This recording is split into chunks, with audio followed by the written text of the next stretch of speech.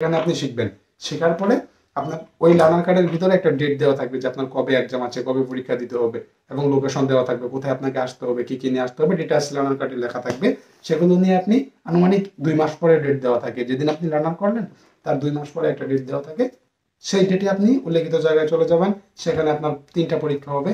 একটা হবে লিখিত, লিখিত পরীক্ষায় কিছু প্রশ্ন থাকবে এরকম, মানে কি গাড়ি সম্পর্কে কিছু প্রশ্ন থাকবে, মোটর যান কাকে বলে, আপনার কোন সাইন দেখলে ধরেন যে এরকম বললো যে মেন রাস্তা থেকে লোকাল রাস্তায় ঢোকার জন্য আপনাকে কি ব্যবহার করতে হবে। হর্ন 1 নম্বরে দেওয়া থাকবে, হর্ন নৈমিত্তিক আর কি। 2 নম্বরে দেওয়া থাকবে ইন্ডিকেটর ইউজ করতে হবে, হেডলাইট দিতে হবে, এরকম অপশন দেওয়া থাকে। আপনি একটা চুজ করে নেবেন। জি, রিটার্ন পরীক্ষা আপনাকে দিতে হবে। তারপরে দিতে হবে আপনাকে মৌখিক পরীক্ষা। মৌখিক পরীক্ষা আপনাকে কিছু প্রশ্ন ধরবে, কিছু সাংকেতিক চিহ্ন দেওয়া থাকবে। তারা একটা চিহ্ন মার্ক করে দিয়ে বলবে এটার মিনিংটা কি, আপনাকে সেই মিনিংটা বলে দিতে হবে। যদি বলে দিতে পারেন আপনি মৌখিকে পাস করে গেলেন। এরপরে আপনাকে দিতে হবে ব্যবহারিক পরীক্ষা। এই জায়গায় গিয়েই অনেকে আটকে যায়। লিখিত এবং ভাইভাতে কারোর তেমন একটা প্রবলেম হয় না, কারণ ওগুলো কমন প্রশ্ন, আপনার আমার এমনিতেই জানা। সো আপনাকে প্র্যাকটিক্যাল করতে হবে। মোটরসাইকেলের ক্ষেত্রে আপনাকে জিগজ্যাগ করতে হবে। জিগজ্যাগ কোনটা? এই যে আঁকা বাঁকা করে যেতে হয়, সাপের মতো করে যেতে হয়, যেটা সার্কেলটা। এটা আপনি বাড়িতে একটু ট্রাই করে নেবেন যখন পরীক্ষা দিতে যাবেন। কিভাবে ট্রাই করবেন? ওরা তো লাঠি পুঁতে রাখে, আপনি ইট দিয়ে ঠিক আপনার মোটরসাইকেল যেটা দিয়ে আপনি পরীক্ষা দিবেন তার থেকে 1.5 মোটরসাইকেল জায়গা নেবেন। 1 মোটরসাইকেল এবং আরো হাফ মোটরসাইকেল পরপর একটা করে কুড়ি দিবেন। সেই কুড়ি দিয়ে আপনি যাওয়ার চেষ্টা করবেন, যেতে পারলে আপনি সেখানেও যেতে পারবেন, পা নামানো যাবে না মাঝখানে। জি। আর প্রাইভেট কারের ক্ষেত্রে কি করতে হবে? এটাকেও জিগজ্যাগ বলা হয়, এটাকে জ্যাট বলা হয়, জ্যাট। ঠিক আছে, জ্যাট আকৃতির একটা চিহ্ন থাকে। এই জ্যাটের চিহ্ন মাঝখান দিয়ে আপনাকে চালাইতে হবে। আপনি সেম প্রসেসে একটু ট্রাই করে নেবেন, রিহার্সাল করে নেবেন, আপনি পেরে যাবেন। তবে অনেকেই এই জায়গাতে গিয়ে আটকে যায়। জি। আপনি পরীক্ষা দিয়ে দিলেন, পরীক্ষাতে পাস করার পরে আপনার বিআরটিএতে গিয়ে ফিঙ্গার করতে হবে। ঠিক আছে, আপনার যে বিআরটিএ থেকে আপনি করতে চাচ্ছেন সেখানে গিয়ে আপনাকে ফিঙ্গার দিতে হবে। আপনার আঙুলের ফিঙ্গার দিবেন।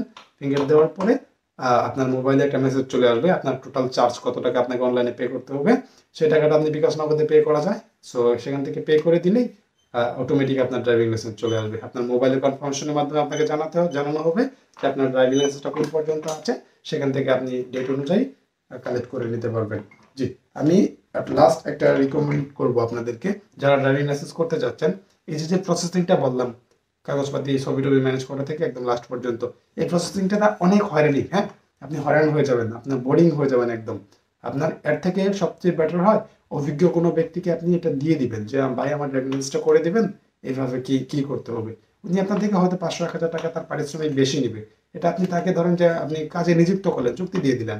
সেক্ষেত্রে আপনি কোনো কম্পিউটারের দোকানের সাথে কথা বললেও পারবেন। আবার ভাই খুব খেয়াল করে, এখানে কিন্তু অনেক দালাল থাকে, আপনার থেকে টাকা নিয়ে খেয়ে ফেলবে, কাজ করে দিবে না। সো যারা করে তাদের মাধ্যমে আপনি করে, যারা আসলেই করে একটু খোঁজখবর নেবেন, তারা হয়তো 8-10 হাজার টাকার মতো নিতে পারে। 10 হাজার টাকা সর্বোচ্চ নিবে। টাকার বিনিময়ে আপনি বসে থাকবেন, শুধু এক্সামের দিন এক্সামটা দিবেন, পাস করে যাবেন ইনশাল্লাহ। তারপর আপনার ড্রাইভিং লাইসেন্স অটো বের হয়ে আসবে। সো আশা করি ড্রাইভিং লাইসেন্স নিয়ে আর কারোর কোনো প্রবলেম নেই। তারপরে যদি কারোর কোনো প্রবলেম থাকে তাহলে ডিসক্রিপশন বক্সে জানাবেন। আমি কমেন্টসের মাধ্যমে পারি বা পরবর্তী আরেকটা ভিডিওর মাধ্যমে পারি, সেটা আপনাকে জানানোর চেষ্টা করব। আর ভিডিও ডিসক্রিপশনে আমার ফেসবুক আইডির লিঙ্ক দেওয়া আছে, আপনি চাইলে সরাসরি আমার সাথে যোগাযোগ করতে পারেন। সো আজকের ভিডিওতে এই পর্যন্তই, দেখা হবে পরবর্তী কোনো ভিডিওতে। ততক্ষণ পর্যন্ত ভালো থাকবেন। আল্লাহ হাফেজ।